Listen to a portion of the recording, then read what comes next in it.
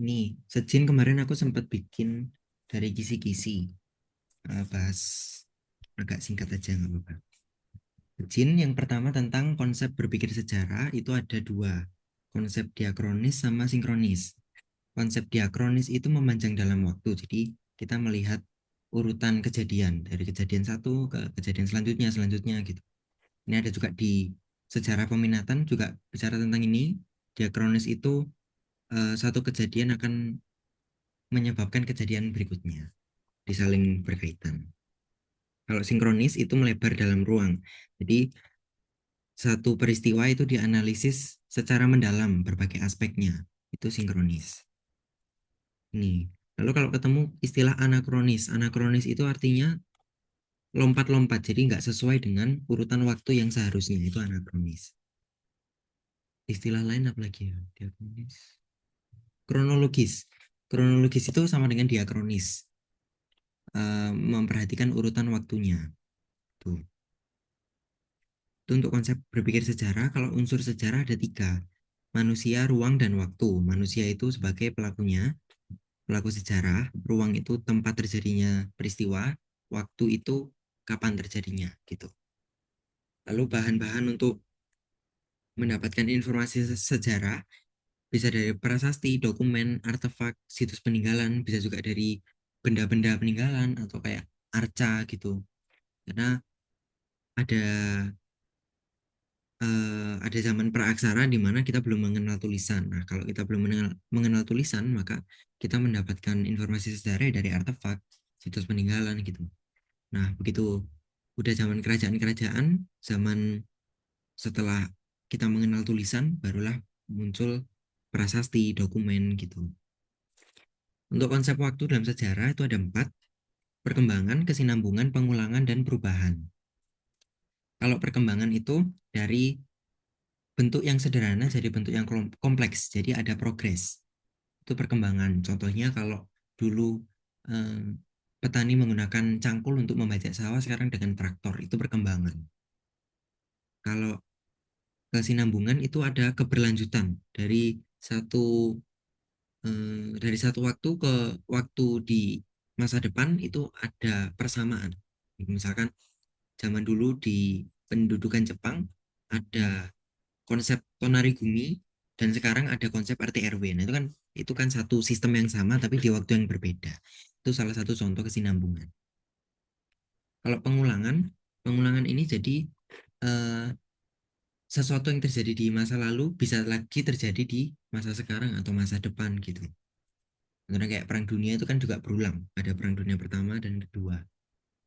Terus kalau di sejarah mungkin ada perang Teluk antara konflik di Timur Tengah yang melibatkan Irak, itu kan ada perang Teluk satu, dua, tiga, itu juga bisa dikategorikan pengulangan.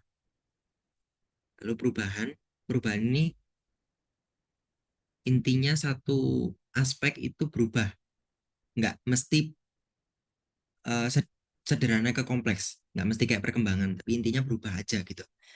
Contohnya kalau dulu orang menggunakan baju daerah, sekarang orang menggunakan ya baju biasa, baju modern gini. Ya apakah itu sederhana ke kompleks? Ya malah kebalikan toh kayaknya. Dulu baju daerah itu kompleks, sekarang bajunya sederhana. Jadi intinya berubah aja gitu. Kalau perkembangan dia cenderung dari sederhana ke kompleks. Ini untuk konsep-konsep sejarah. Sejarah yang pertama kita mulai di zaman praaksara.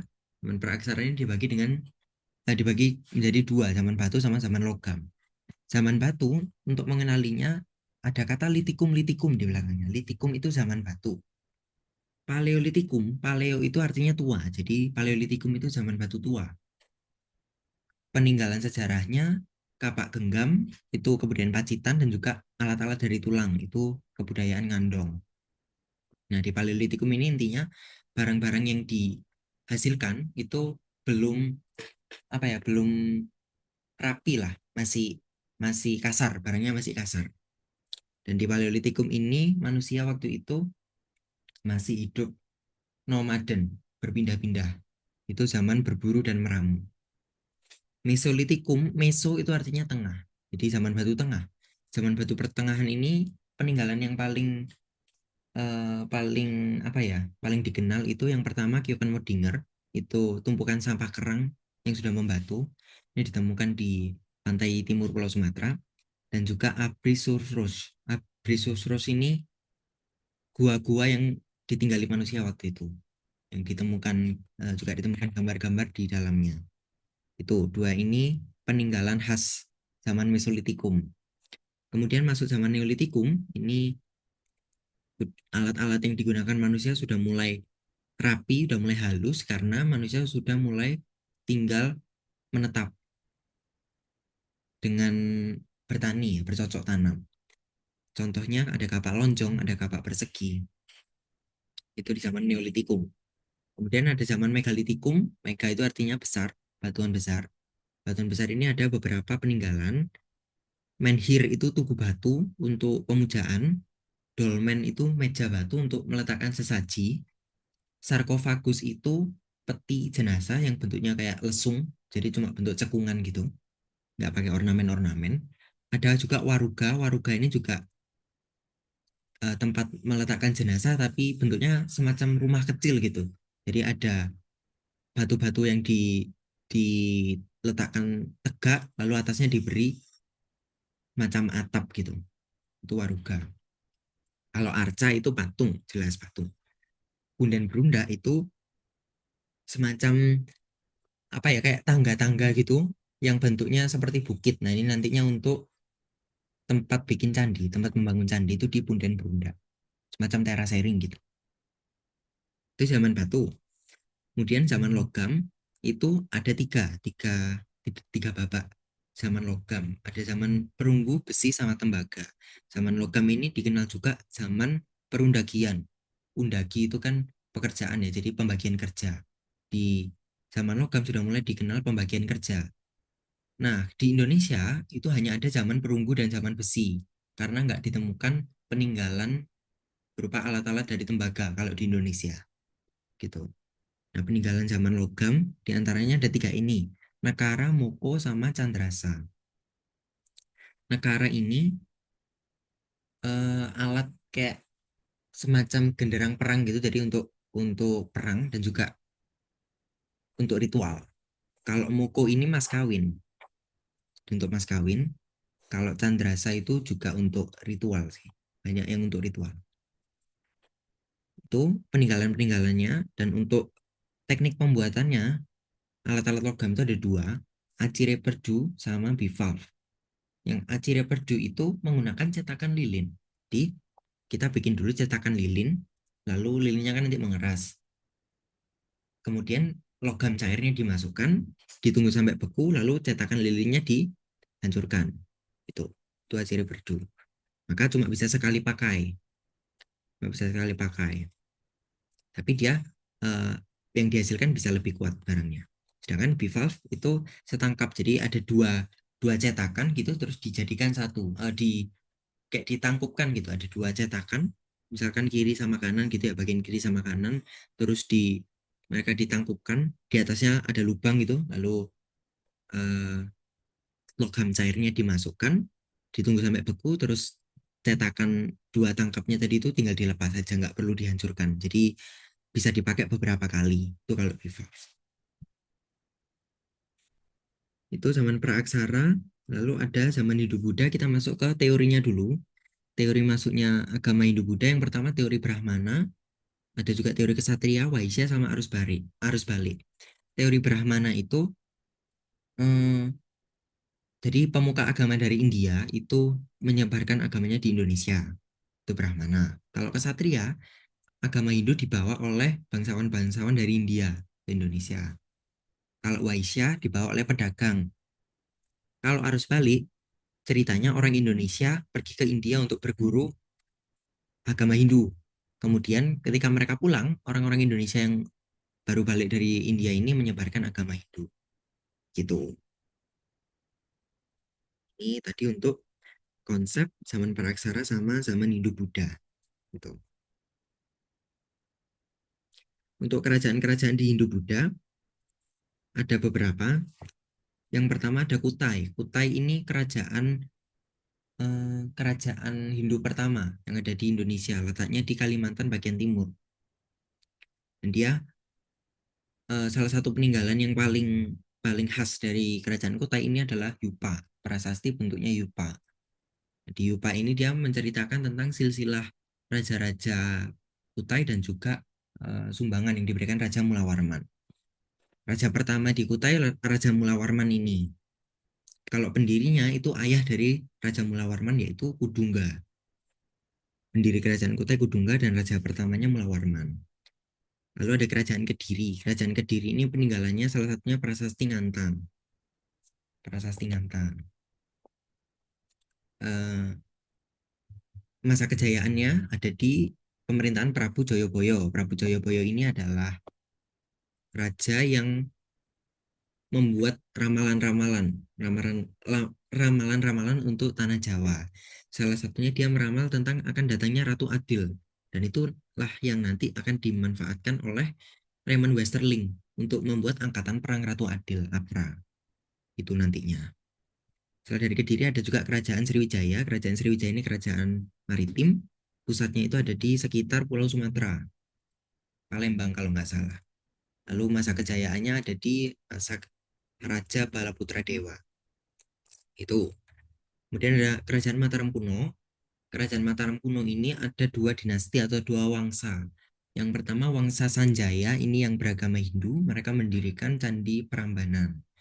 Wangsa Syailendra itu yang Buddha yang mendirikan Candi Borobudur. Nah, cara membedakan Hindu sama Buddha kalau dari candi ya, candi yang bentuknya itu runcing, ramping, itu candi Hindu. Kalau candi yang lebar, yang besar lebar gitu, itu candi Buddha, aliran Buddha. Jadi kayak Borobudur itu aliran Buddha, sedangkan Candi Prambanan itu aliran Hindu gitu. Ada juga Kerajaan Singasari. Kerajaan Singasari ini masa kejayaannya di Raja Kertanegara. Raja Kertanegara ini yang melakukan ekspedisi Pamalayu. Ekspedisi Pamalayu ini Kerajaan Singasari itu melakukan ekspansi wilayah, tapi karena ekspansi wilayah itu jadi di urusan internal kerajaannya malah mereka kurang memperhatikan. Jadi mulai kemundurannya dari situ juga untuk kerajaan-kerajaan zaman Hindu-Buddha. Setelah dari Hindu-Buddha masuklah kerajaan Islam, masuklah agama Islam. Ada tiga teori yang menyatakan masuknya agama Islam. Yang pertama teori Gujarat atau India. Teori Gujarat ini didukung oleh penemuan batu nisan Malik As-Saleh. Malik As-Saleh ini adalah Raja Samudra Pasai yang pertama. Ditemukannya batu nisannya dia, itu mendukung bahwa agama Islam itu masuknya dari Gujarat atau India. Lalu ada teori Persia. Teori Persia ini didukung dengan adanya adat tabot atau tabui di Sumatera. Terus dikatakan mirip dengan kebudayaan Persia. Lalu kalau teori Arab itu didukung dengan yang pertama penemuan makam Fatimah binti Maimun yang pertama. Yang kedua persamaan mazhab Syafi'i. Mazhab itu aliran, jadi aliran agama kalau di sini kayaknya. Aliran Syafi'i. Itu untuk teori masuknya Islam. Kerajaan-kerajaan Islam yang pertama itu Samudra Pasai, itu kerajaan pertama Islam pertama di Indonesia. Dia pendirinya atau raja pertamanya itu Sultan Malik As-Saleh. Itu dia letaknya di Sumatera bagian utara, jadi di sekitar semenanjung Malaka, di sekitar Malaka. Kemudian ada Kerajaan Demak. Kerajaan Demak ini kerajaan Islam pertama di Jawa. Raja pertamanya itu Raden Patah kalau nggak salah. Lalu yang salah satu tokoh yang banyak andilnya di Kerajaan Demak adalah Wali Songo. Wali Songo adalah sunan-sunan yang menyebarkan agama Islam di Jawa. Sunan Kalijogo, Sunan Giri, Sunan Gunung Jati, itu ada 9. Kemudian Kerajaan Banten ini letaknya di ujung barat Pulau Jawa, di sekitar Banten ya. Dia komoditasnya beras, dan salah satu tokoh yang berperan penting itu Fathahilah. Ini Kerajaan Banten di zaman Islam ini nantinya akan ada sampai zaman kolonial. Di zaman kolonial nanti di pemerintahan Sultan Ageng Tirtayasa. Tuh, kalau kalau di zaman sebelum kolonial ini ya komoditasnya beras, lalu tokoh yang penting Fatahillah. Lalu ada juga kerajaan Mataram Islam. Kerajaan Mataram Islam ini kerajaan yang menjadi cikal bakal kalau sekarang kerajaan Surakarta dan Yogyakarta. Itu dia menyerang Batavia 2 kali namun gagal karena ada wabah penyakit dan juga ada mata-mata yang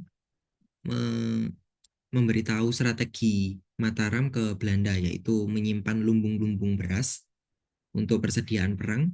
Nah, itu ada yang wadul ke Belanda, kemudian dibakar sama Belanda. Akhirnya pasukan Mataram kurang logistik gitu ya. Mereka kurang dapat makanan, akhirnya kalah. Itu untuk kerajaan Islam. Lalu masuk ke zaman kolonial.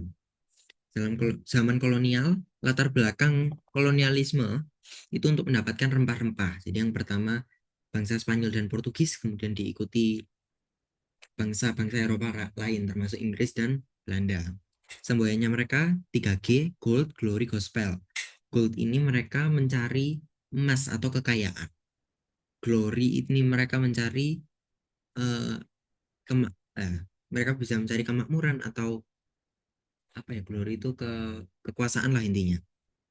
Kalau gospel itu mereka menyebarkan Injil, menyebarkan agama. Nah, tokoh-tokoh di zaman kolonial, tokoh-tokoh Belanda, ada Daendels, Raffles, J.P. Koen, sama Van den Bosch.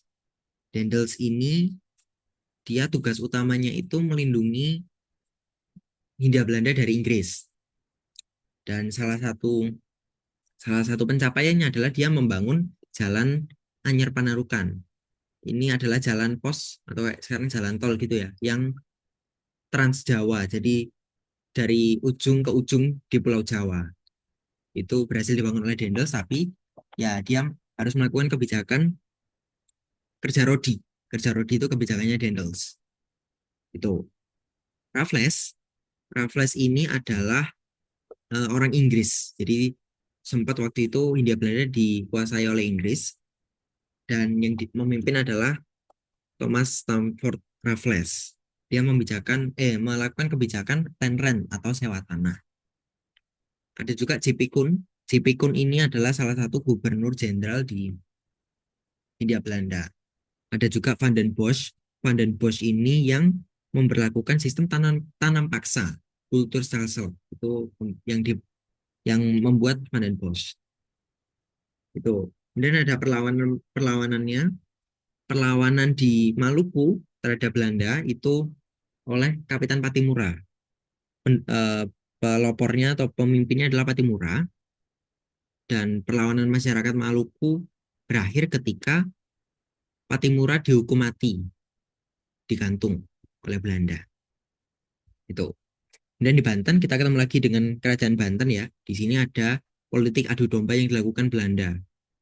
Sultan Ageng Tirtayasa waktu itu dialah yang menjabat sebagai raja di kerajaan Banten. Nah, si VOC ini menghasut anaknya Sultan Ageng Tirtayasa yaitu Sultan Haji, agar Sultan Haji ini mau merebut kekuasaan dari ayahnya, merebut tahta.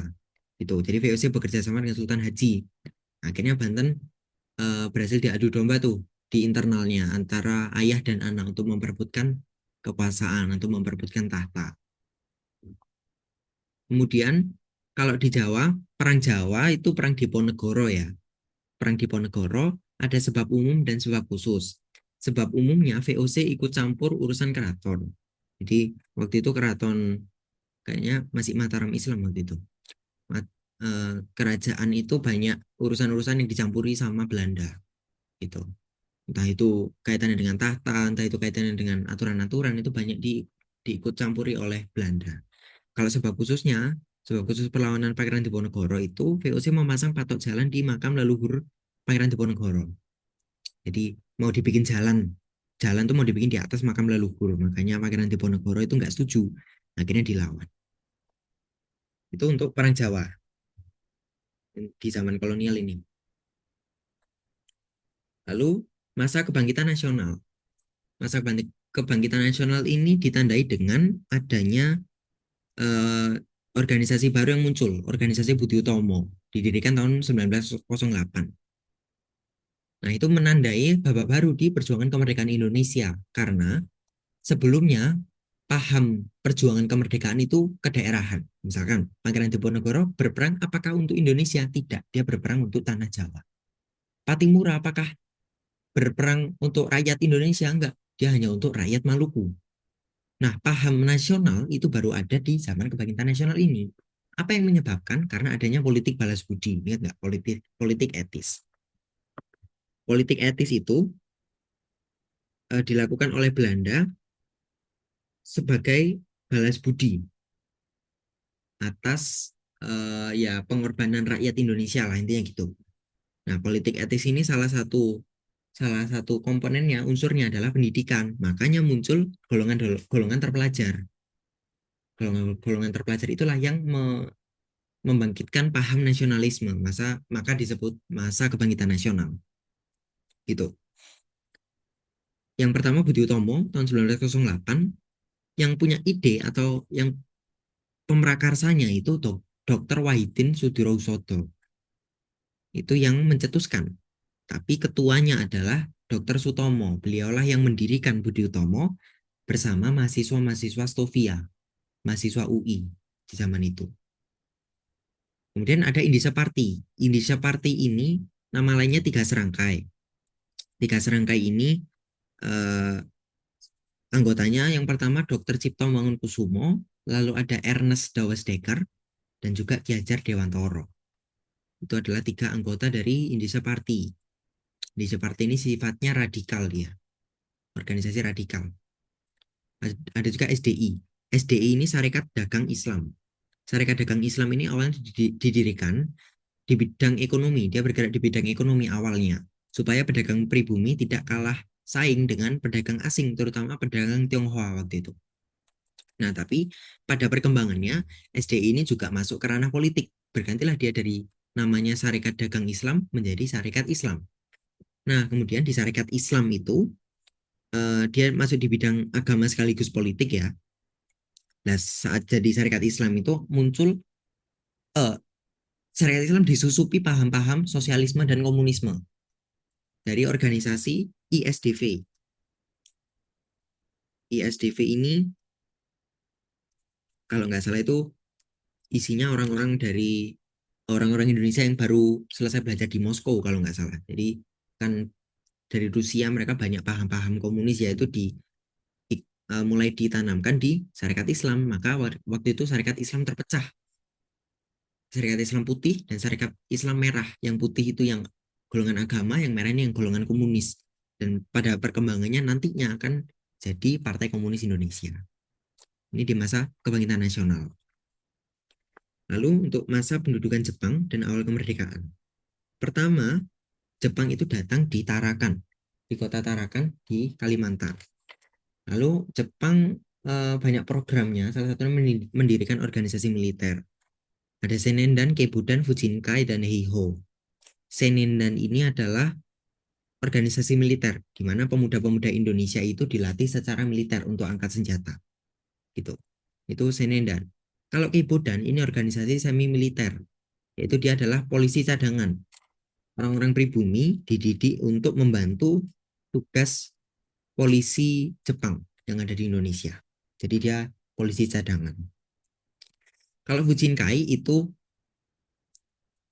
barisan wanita. Jadi wanita-wanita ini di dilatih secara militer juga gitu. Mereka jadi pasukan wanita, Fujinkai. Yang terakhir Heiho, Heiho ini pasukan pembantu. Pasukan pembantu atau pasukan cadangan lah intinya gitu di militer. Lalu peran tokoh ada Ahmad Subarjo. Ahmad Subarjo ini yang pertama dia merumuskan naskah proklamasi.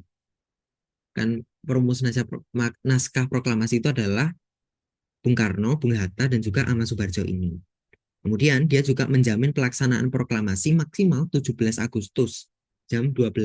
Nah, waktu itu di peristiwa Rengas Dengklok itu kan Soekarno-Hatta dijauhkan sama pemuda-pemuda, dijauhkan dari pengaruh Jepang. Mereka diasingkan ke wilayah Rengas Dengklok di Karawang. Jawa Barat. Nah, di Rengas Dengklok itu Soekarno-Hatta diminta untuk segera melakukan proklamasi. Nah, kondisi di Jakarta ini lagi genting. Ahmad Subarjo pun menghubungi para pemuda ini minta Soekarno-Hatta dikembalikan karena kondisi Indonesia waktu itu lagi memprihatinkan lah intinya gitu. Lah, kan pemuda-pemuda ini nggak yakin ya mau mengembalikan.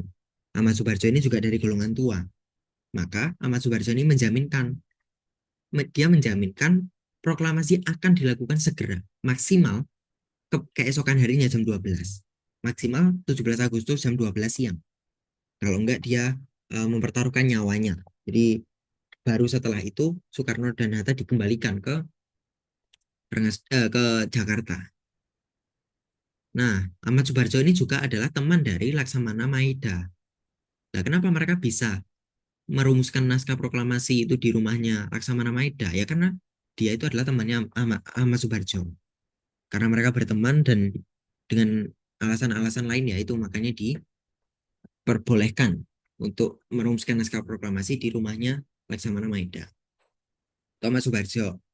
Kemudian Sayuti Melik. Sayuti Melik ini orang yang mengetik naskah proklamasi.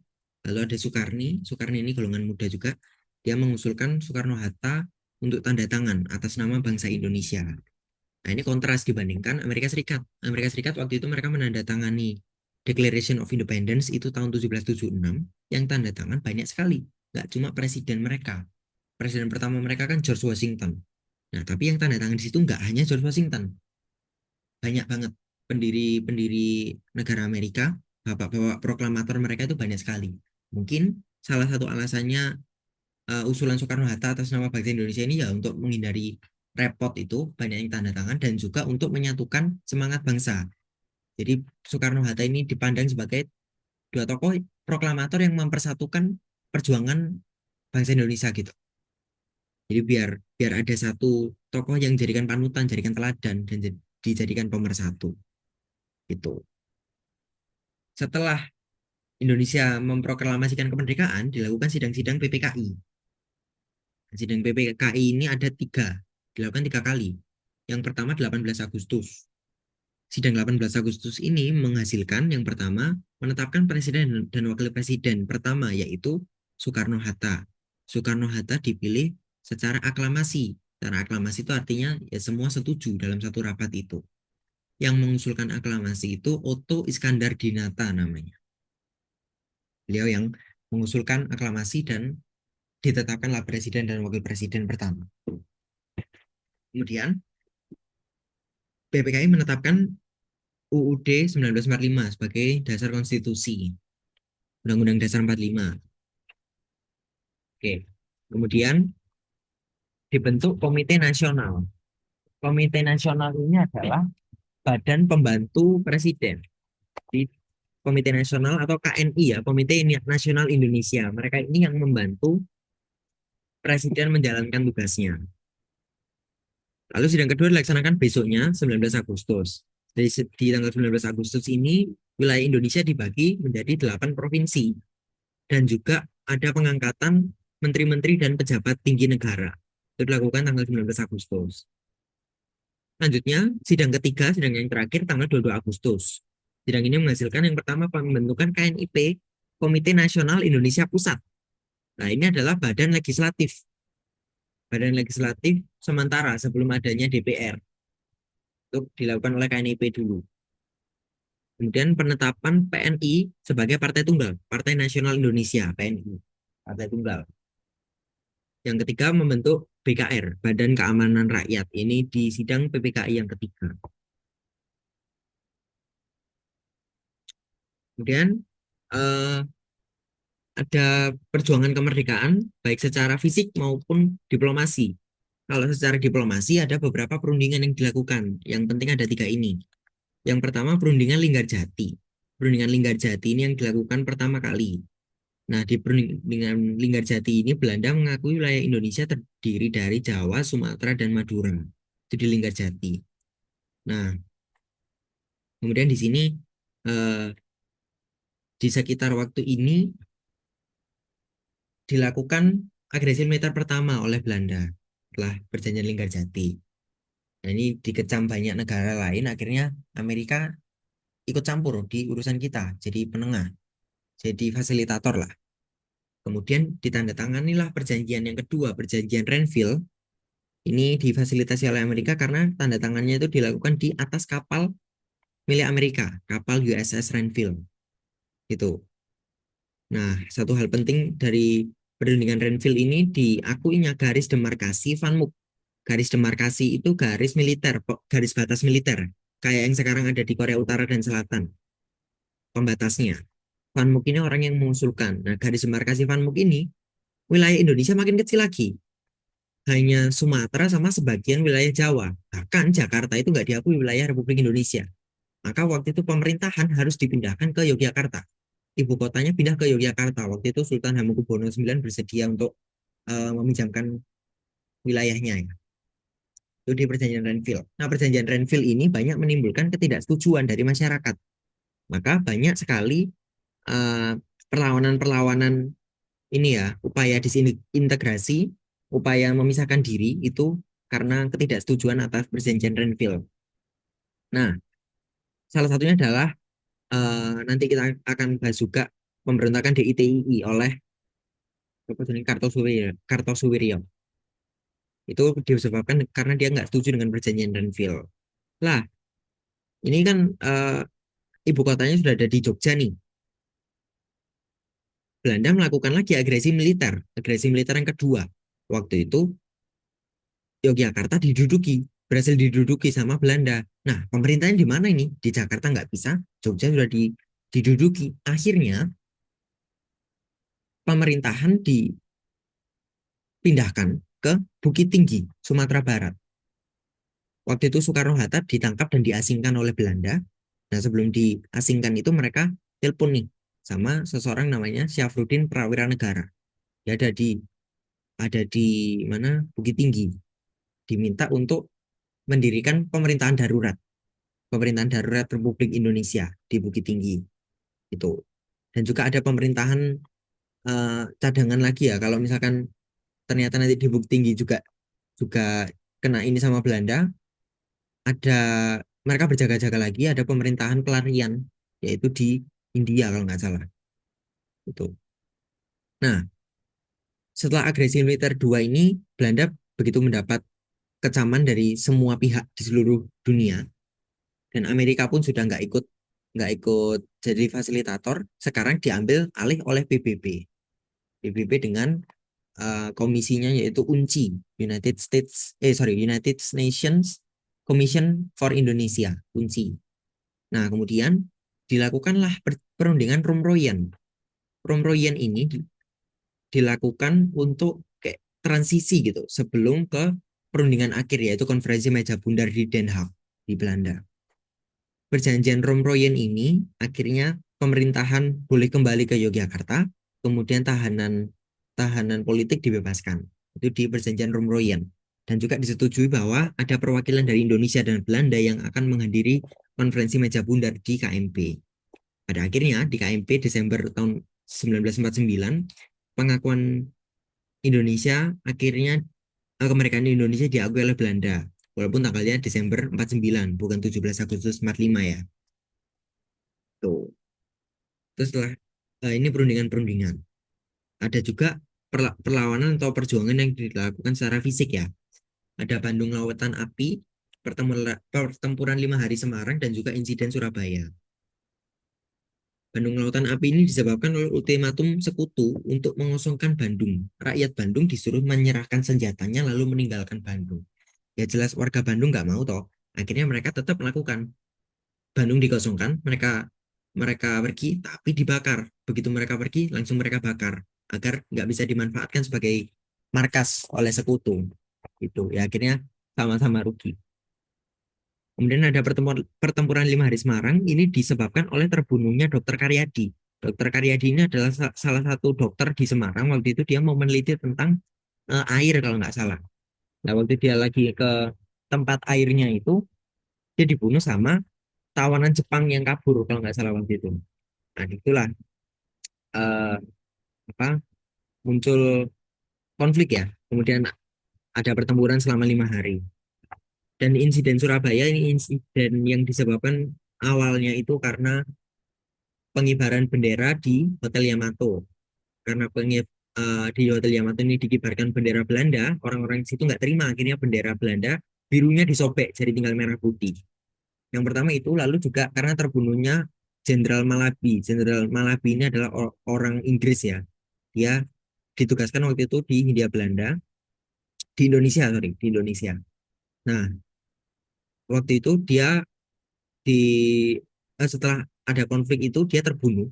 Nah, setelah dia terbunuh, digantikan oleh jenderal yang lain. Jenderal ini mengatakan ultimatum pada rakyat Surabaya untuk meletakkan dan menyerahkan senjata dan menyerah. Itu rakyat Surabaya nggak mau. Akhirnya pecahlah pertempuran yang puncaknya adalah di 10 November. Itu. Itu perlawanan pasca kemerdekaan yang secara fisik. Kemudian ada upaya disintegrasi. Upaya disintegrasi ini ada yang berupa ideologi, ada yang karena kepentingan, ada yang karena pemerintahan. Yang karena ideologi, ini satu-satu secara singkat aja ya. Yang pertama PKI Madiun tahun 48. PKI Madiun ini dipimpin oleh yang pertama Musso, orang PKI namanya Musso, dan yang kedua Amir Syarifuddin. Amir Syarifuddin ini baru aja lengser dari jabatannya sebagai Perdana Menteri. Nah, dia ini lengser digantikan ke kabinetnya Muhammad Hatta. Waktu itu dia akhirnya bergabung dengan gerakan PKI ini. Nah, PKI yang dimulai dari Madiun ini mereka ingin membuat gerakan anu poros Moskow, Beijing, Jakarta. Nah, itu kan poros komunis ya. Moskow di Rusia, di Soviet waktu itu, Beijing di Cina, dan juga Indonesia mau diikutkan ke poros komunis itu. Nah, akhirnya sampai Presiden Soekarno itu berpidato, rakyat silakan pilih Soekarno-Hatta atau Musuh Amir. Gitu. Ya, pada akhirnya berhasil diselesaikan. Kemudian pemberontakan DITII itu dilakukan yang pertama di Jawa Barat oleh Kartosuwiryo. Ini mereka ingin mendirikan negara Islam Indonesia, tapi semuanya juga pada akhirnya bisa diselesaikan. Yang bisa diselesaikan secara secara damai itu yang di Aceh, yang awalnya dipimpin oleh eh, Daud Bereh, kalau nggak salah. Itu bisa diselesaikan secara diplomasi, secara damai. Lalu ada juga gerakan 30 September tahun 65 yang dilakukan oleh PKI. Awalnya mereka ini menyebarkan isu Dewan Jenderal bahwa jenderal-jenderal atau petinggi-petinggi TNI Angkatan Darat ini melakukan eh, konspirasi. Mereka mau menggulingkan Presiden Soekarno dan itu yang dijadikan alasan agar mereka bisa membunuh para jenderal ini. Kemudian mereka juga menguasai eh, komunikasi juga waktu itu. Nah, setelah setelah aksi itu dilancarkan, Presiden Soekarno memerintahkan Jenderal Soeharto untuk melakukan tindakan segera gitu ya. Dan nantinya akan muncul surat perintah 11 Maret yang pada akhirnya akan memulai Orde Baru, di mana Jenderal Soeharto menjadi presiden menggantikan Soekarno. Itu yang upaya ideologi. Upaya kepentingan yang pertama ada RMS. RMS ini Republik Maluku Selatan.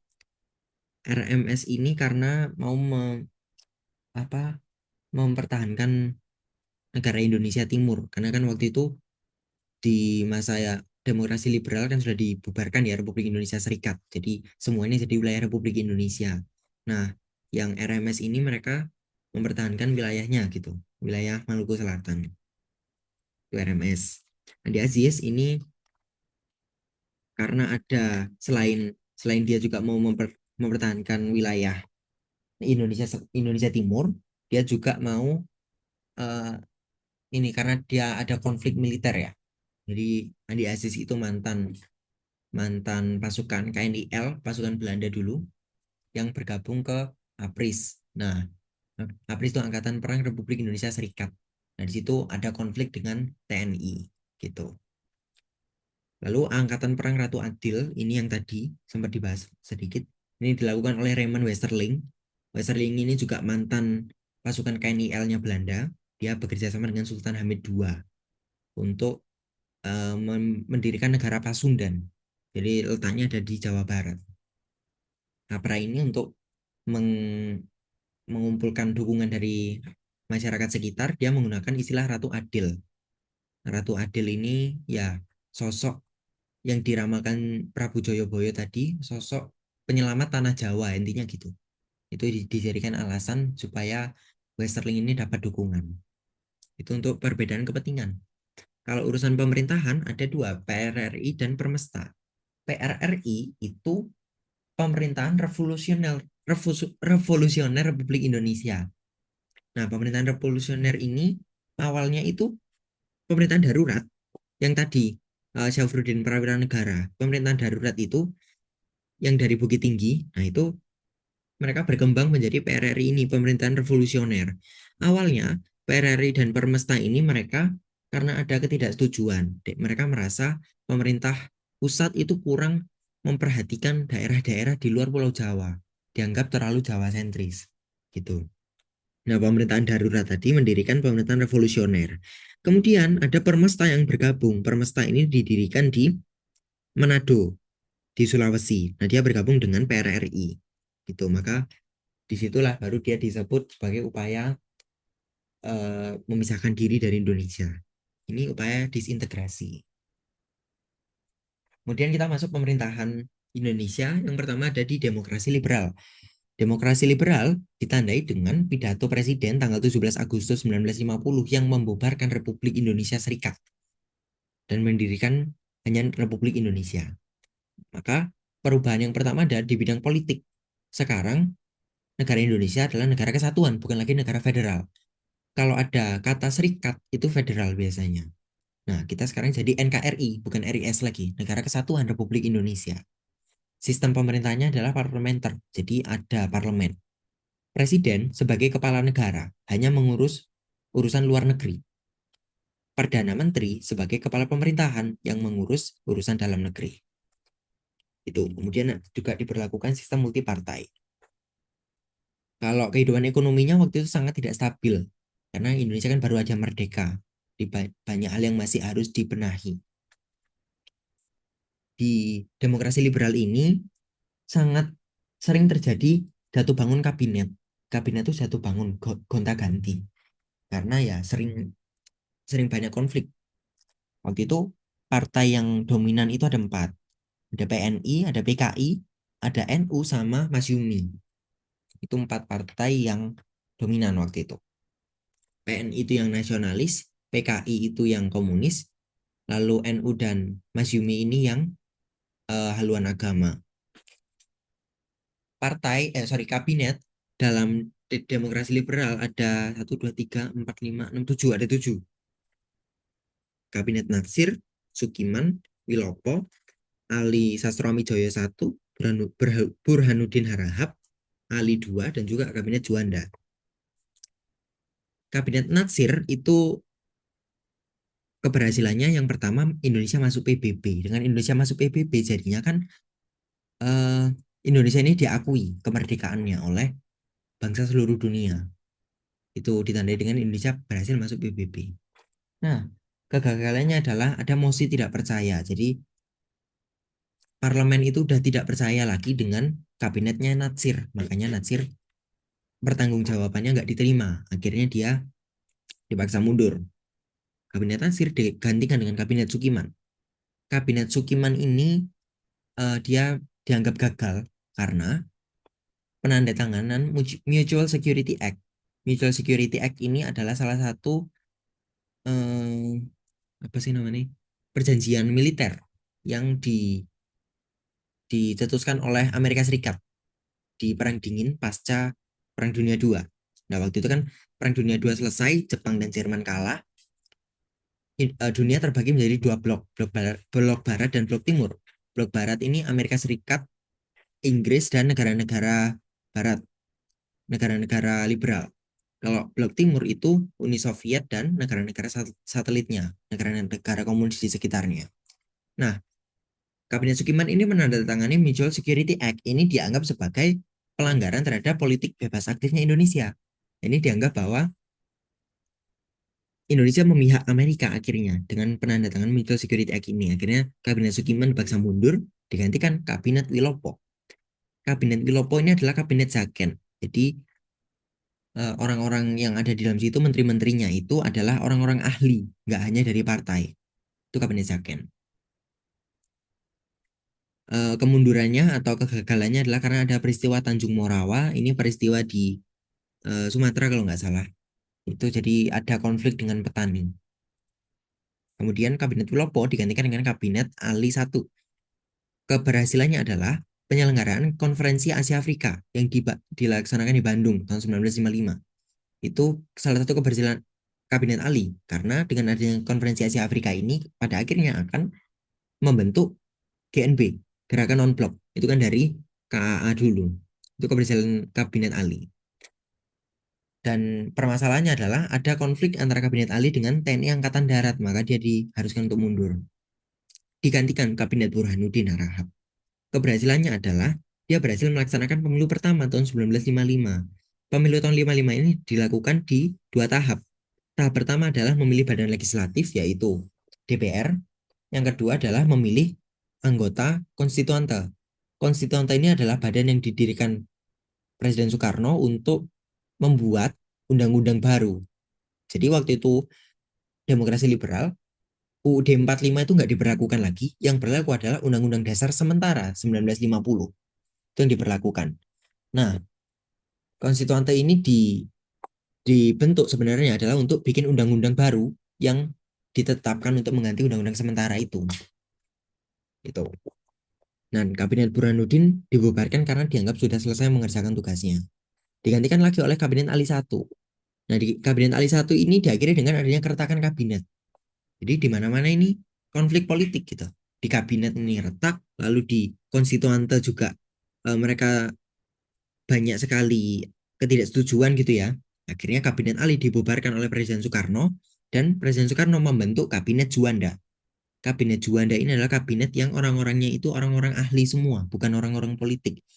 Perdana Menterinya Juanda, Juanda itu bukan orang politik, dia orang non politik.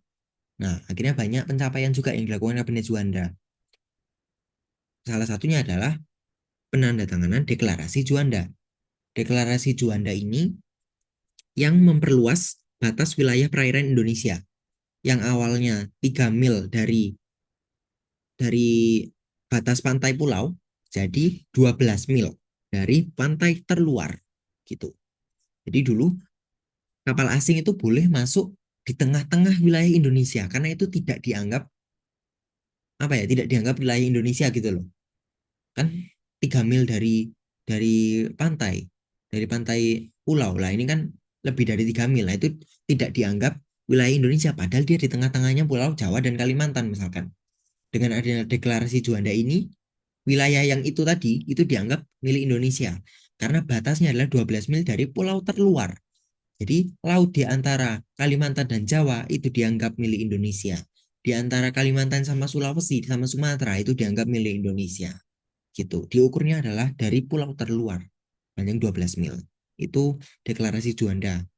Ini bisa jadi muncul juga di PKN sama geografi.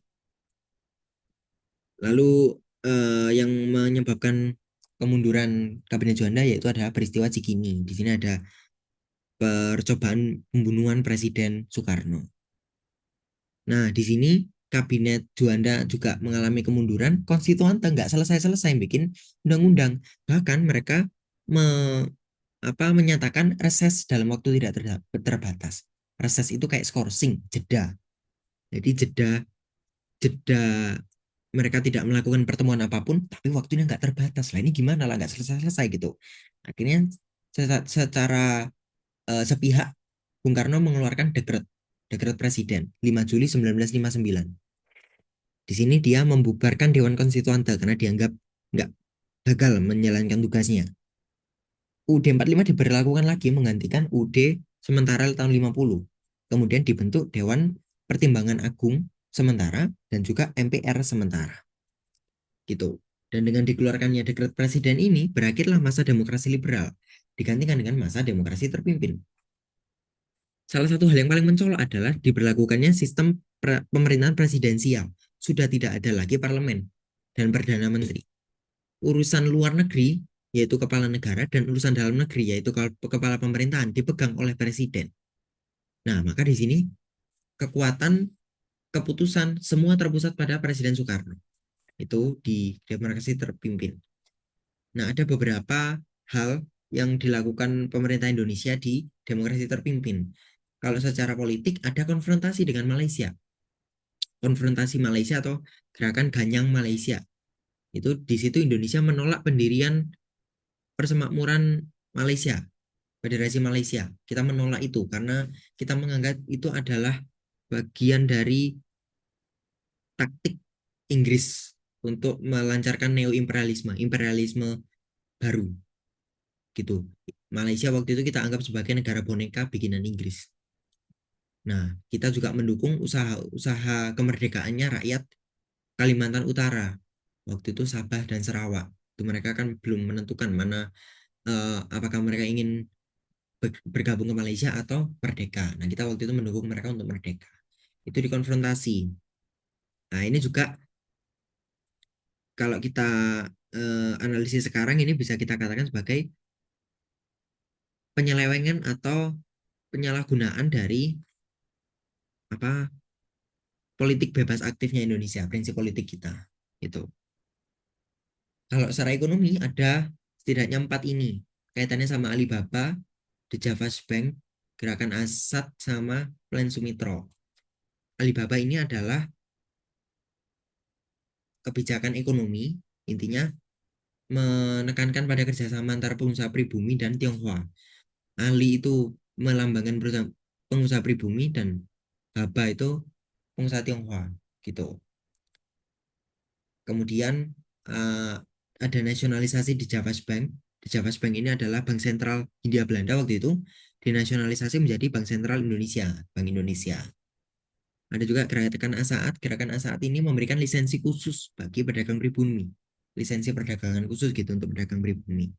Nah, tapi pada akhirnya ini banyak disalahgunakan dan juga menimbulkan sentimen anti Tionghoa di masyarakat Indonesia gitu. Maka masyarakat Tionghoa itu didiskriminasi. Ada juga Plan Sumitro. Plan Sumitro ini dicetuskan oleh Sumitro Djoyohadikusumo. Beliau ekonom hebat Indonesia di masa itu untuk mengubah sistem ekonomi Indonesia dari sistem kolonial jadi sistem nasional. Itu Plan Sumitro. Plan Sumitro ini detailnya ada banyak ya, salah satunya kayak program Alibaba dan sebagainya itu termasuk di Plan Sumitro juga. Nah, demokrasi terpimpin ini akhirnya adalah ketika gerakan 30 September tahun 65 ya, pemberontakan PKI. Itu Bung Karno mengeluarkan surat perintah 11 Maret yang menyatakan bahwa memberikan kekuasaan penuh kepada Jenderal Soeharto untuk membubarkan Ormas PKI, terus mengembalikan kestabilan gitu. Tapi malah ternyata surat Super Semar itulah yang menjadi akhir dari pemerintahan Presiden Soekarno dan Jenderal Soeharto naik menjadi presiden. Dimulailah zaman Orde Baru. Di Orde Baru ini beberapa hal yang bisa disoroti. Yang pertama ada penetapan P4, Pedoman Penghayatan dan Pengawalan Pancasila. Karena waktu itu Pak Harto melihat banyak sekali tafsiran-tafsiran terhadap Pancasila ini. Pancasila itu rawan untuk multitafsir, jadi bisa disalahgunakan, bisa diselewengkan gitu. Maka ada P4 ini adalah untuk menyamakan persepsi seluruh masyarakat Indonesia tentang apa itu Pancasila. Jadi supaya tidak muncul ideologi-ideologi lain. Ya ini penanaman doktrin Pancasila gitu. Ini disahkan di TAP MPR, Ketetapan MPR nomor 2, garis miring MPR tahun 1978. Ada juga yang lain yang perlu disoroti adalah jalur ABG. Jalur ABG ini adalah jalur kalau kita mau mendapatkan kekuasaan di zaman Orde Baru. Yaitu bisa lewat ABRI. ABRI ini Angkatan Bersenjata Republik Indonesia. Waktu itu polisi dan TNI itu jadi satu di ABRI. Mereka punya 2 tugas. Tugasnya adalah di bidang pertahanan, keamanan, dan juga bidang politik. Nah, untuk mendapatkan kekuasaan bisa lewat ABRI yang jalur politik ini. Kemudian birokrasi, kalau birokrasi ya seperti yang sekarang ini kayak uh, melalui prosedur-prosedur politik gitu ya, melalui jalur-jalur tertentu. Dan kalau Golkar ini golongan karya, golongannya Presiden Soeharto. Kalau sekarang jadi Partai Golkar, partainya Presiden Soeharto. Nah, kalau mau mendapatkan kekuasaan bisa lewat situ. Itu. Nah, yang bisa disoroti lagi ekonomi di zaman zaman Presiden Soeharto itu berkembang banget. Jadi inflasi itu berhasil diredakan, bahkan Indonesia bisa sampai mencapai swasembada pangan. Swasembada pangan ini Indonesia bisa memproduksi beras dengan cukup untuk seluruh warga Indonesia. Nggak perlu impor, bahkan bisa ekspor. Itu swasembada pangan. Nah, tapi pada akhir masa Orde Baru, ada krisis multidimensi. Banyak sekali krisis yang terjadi. Yang pertama ada krisis ekonomi. Dimulai dari krisis ekonomi. Waktu itu kondisi ekonomi di Asia Tenggara itu lagi hancur banget. Dimulai dari mata uang Thailand, baht, waktu itu turun drastis naiknya. Akhirnya negara-negara tetangganya juga ikut anjlok termasuk rupiah. Nah, rupiah anjlok. Orang-orang di Indonesia nggak percaya dengan sistem perbankan. Karena mereka nggak percaya dengan bank-bank ini, dengan sistem perbankan, uangnya ditarik semua. Nah, akhirnya bank-bank ini bangkrut semua kan. Nah, itu. Pertama, nilai rupiah anjlok, lalu perbankan hancur, runtuh, sistem perbankan runtuh. Akhirnya, kepercayaan masyarakat kepada sistem ekonomi itu hancur, kemudian kepercayaan masyarakat kepada pemerintah, sistem politik juga hancur. Ditambah lagi dengan masyarakat ini nggak terima dengan Pak Harto kok nggak ganti, pemerintahnya nggak ganti, kok presidennya beliau terus. Dan juga dengan ditambah pelanggaran-pelanggaran HAM yang terjadi dan sebagainya. Terus pembatasan kebebasan berpendapat, pembatasan pers gitu. Banyak hal inilah yang menyebabkan akhirnya Presiden Soeharto mundur dari jabatan presiden, digantikan dengan wakilnya waktu itu Presiden B.J. Habibie. Masuklah kita ke zaman reformasi. Tuntutan reformasi itu yang merah ya, itu ada beberapa. Di antaranya, rakyat meminta UUD 45 diamandemen. Diamandemen diperbaiki beberapa beberapa unsur-unsurnya. Akhirnya yang diperbaiki, yang pertama adalah presiden masa jabatannya hanya bisa 2 kali. Sebelumnya itu hanya diatur masa presiden itu 5 kali, selanjutnya boleh dipilih lagi dan boleh dipilih lagi, boleh dipilih lagi. Gitu. Di amandemen menjadi hanya boleh 2 kali. Lalu ada amandemen lagi yang pada akhirnya nanti di zaman pemerintahan Megawati, presiden dipilih langsung oleh rakyat, tidak oleh MPR. Awalnya MPR itu sebagai lembaga tertinggi negara, akhirnya menjadi lembaga tinggi negara. Yang tertinggi hanyalah Pancasila yang di bawahnya ada UUD 45. Itu. Kemudian tuntutan reformasi lain, Adili Soeharto dan kroni-kroninya, kemudian supremasi hukum dan juga berantas KKN. Ini tuntutan reformasi. Presiden pertama di masa reformasi adalah B.J. Habibie. Salah satu kebijakannya yang paling disoroti adalah dia memberikan kesempatan referendum untuk Timur Timur. Waktu itu Timur Timur ingin membebaskan diri dari Republik Indonesia. Di zamannya Presiden Soeharto itu nggak diperbolehkan, bahkan eh, ditanggapi dengan aksi militer. Tapi Pak Habibie memberikan referendum. Silakan kalau mau merdeka boleh di voting. Akhirnya ternyata masyarakat Timur Timur mau merdeka semua ya sudah akhirnya dilepaskan. Nah ini dan beberapa hal lain menyebabkan Pak Habibie tidak lagi dipercaya sebagai presiden oleh MPR. Kemudian MPR memilih Gus Dur, Abdurrahman Wahid. Nah di pemerintahan Gus Dur ini yang paling ditekankan adalah pluralisme, terutama keadilan bagi masyarakat Tionghoa. Karena sejak lama masyarakat Tionghoa kan dapat sentimen negatif ya. Di zaman Gus Dur inilah mereka disetarakan dengan warga pribumi. Jadi perayaan Imlek dilegalkan, agama Konghucu disahkan, dan sebagainya. Tuh, lalu kemunduran pemerintahan Abdurrahman Wahid adalah ada 2 masalah waktu itu, yaitu Bulog Gate dan Brunei Gate. Masalah dengan Bulog, Badan Urusan Logistik, dan juga negara Brunei. Tuh. Kemudian Presiden Gus Dur digantikan oleh wakilnya Megawati, Megawati Soekarno Putri, dan di sini salah satunya adalah yang bisa disoroti adalah uh, pe, ini pemajuan sektor swasta di Indonesia, sektor swasta. Nah, kemudian di masa Megawati setelah setelah presidennya Megawati ada perubahan sistem pemilihan presiden. Di waktu itu presiden yang awalnya dipilih MPR menjadi dipilih rakyat.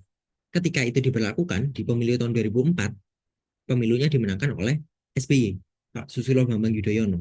Ini adalah presiden pertama yang dipilih langsung oleh rakyat. Di periode pertama dia bersama wakil presidennya yaitu Yusuf Kala, dan di periode kedua dia bersama wakilnya Pak Budiono. Gitu. Masa reformasi kalau kita cuma belajar sampai Presiden SBY.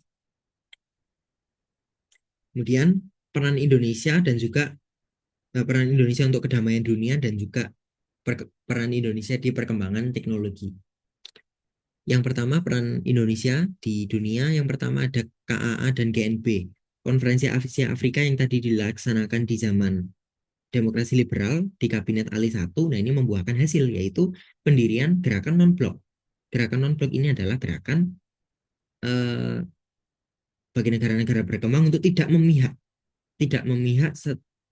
secara aktif ya, secara aktif tidak memihak blok barat maupun timur. Itu mereka benar-benar bukan penengah juga, bukan yang netral, tapi mereka memperjuangkan kepentingan mereka sendiri, memperjuangkan kepentingan negara-negara berkembang.